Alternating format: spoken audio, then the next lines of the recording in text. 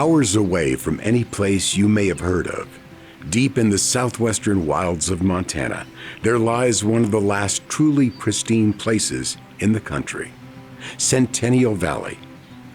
Nestled at its very heart is the small town of Lakeview. A handful of wooden buildings taken right out of a history book. A ghost town, reborn as an education center, devoted to teaching young minds to appreciate our past and address an uncertain future. But this beautiful campus hasn't always been like it is today.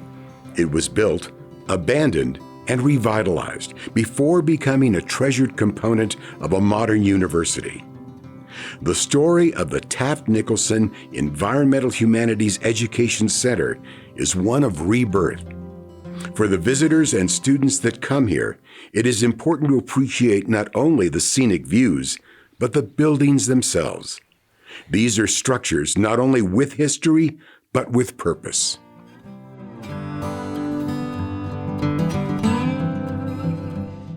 The story of Lakeview begins in the late 1800s. The Homestead Act of 1862 gave acreage to Americans willing to move west and work the land. Ranching and farming families looking to start a new life soon spread across the country. But southwestern Montana was one of the last places to be settled, and for good reason. Centennial Valley was remote, and the weather could be severe. But eventually settlers came, and they farmed the land and made a life for themselves.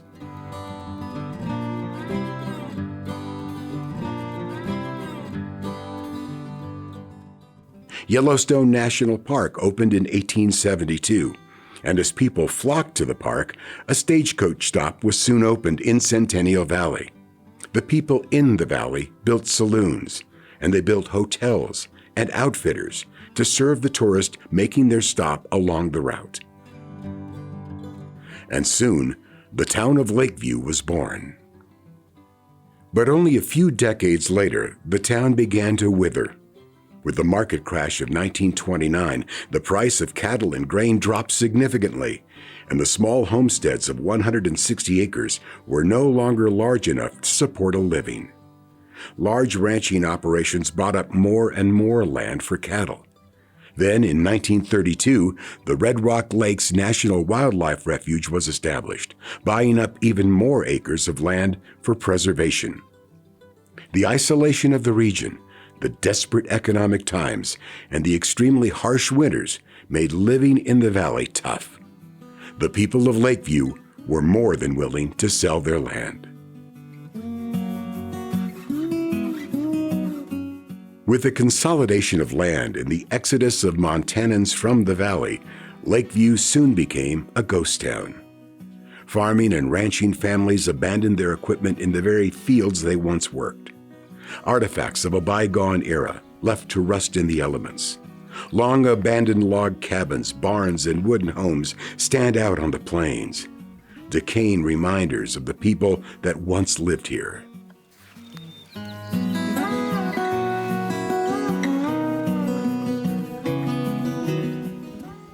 It wouldn't be until the early 21st century that the town would find new life.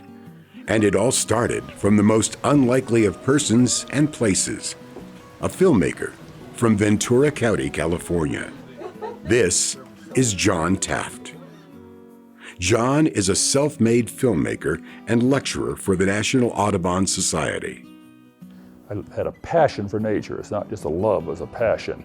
The earliest days I had looked at bees in jars and flowers and everything else that connected to it. I raised hawks and owls when they were a little kid, getting them the eggs and feeding them mice and then turning them loose and watching them fly back to my wrist. All that was exciting. He has made it his lifelong mission to share his love and passion for nature with the world. He has had a special love of the Centennial Valley since he was very young. John says fate brought him to this remote place, and in the fall of 1971, he built a summer ranch just a few miles from the former town of Lakeview. From that start, John's love of the valley grew. After an unsuccessful venture as a ski resort and outfitter during the 1970s and 80s, Lakeview had fallen into further disrepair. So when the property came up for sale in 2004, John and his wife Melody were compelled to do something about it. Oh, it's bad. This particular place, it was a disaster.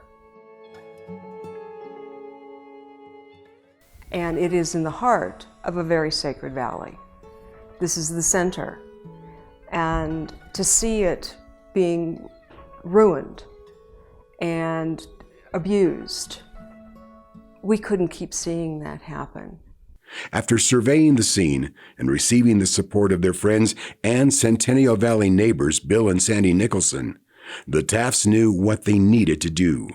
When this came up for sale, my husband said, well, we have to buy it. We have to protect it. And then in the process of just cleaning it up, we said, what are we going to do with it?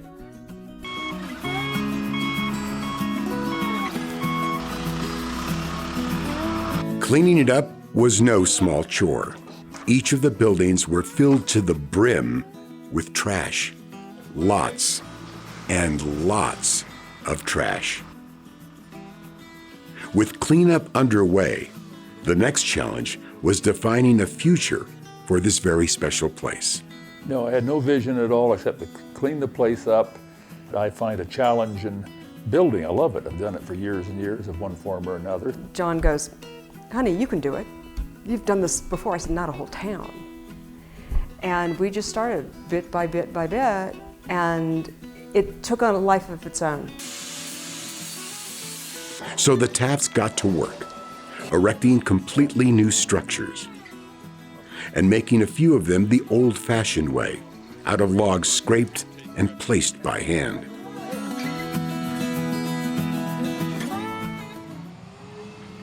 And in other cases, relocating the very cabins left in the valley all those years ago. This building here was 20 miles down the road, and it was a shambles. I mean, cows were living in it. The Tafts were truly dedicated to restoring the town of Lakeview properly, going to extraordinary lengths.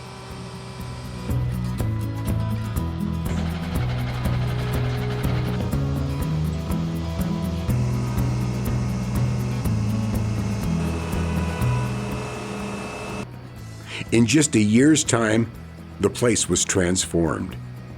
But the Tafts were just getting started. They took an old, grimy 1970s swimming pool. They filled it to form a foundation, and then they built it into a cantina. Visitors today may be surprised to know that children used to swim just beneath the bar and the pool table. Newer cabins were weathered to make the place feel closer to its historic roots. When it came to landscaping, they not only created paths and lawns, but took the effort to tear down old telephone poles and replace them with fully grown trees from the valley. The Tafts, their family and their friends, made every effort possible to make the center something grand. Every detail was valued, crafting custom cabinetry, laying new carpets, staining walls, painting murals. It was hard, but it was rewarding work, and the work and the vision brought people together. The Tafts and the Nicholsons had built a truly stunning town.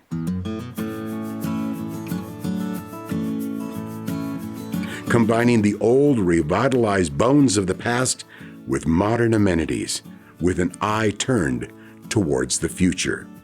The ghost town had been reborn. But the question now was what to do with it. Being here in the center, one of our purposes is to show you, to open your eyes, to look around, to see the environment. What do you play in the environment?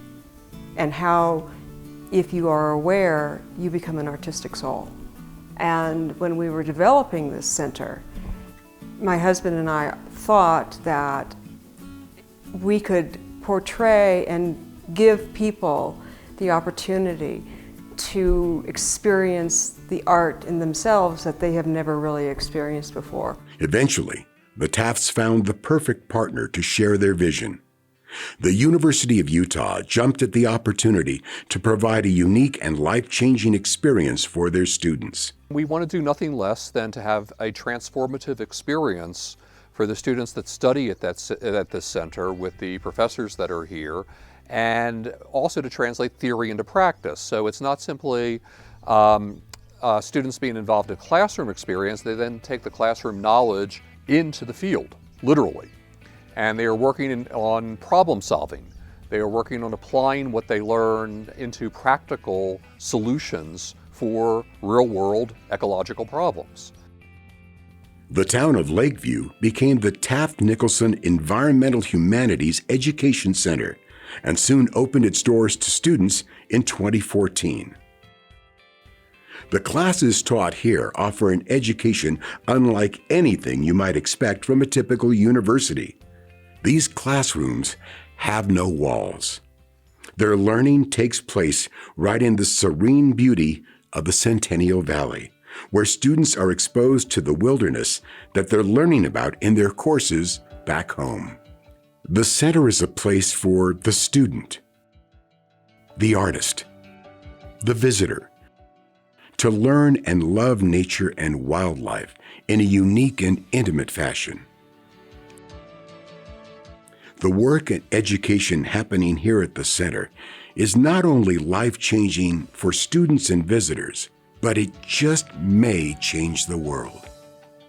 If they can take some lessons from here and learn really that they are part of the ecosystem and that humans can work symbiotically with those systems, they can apply that later.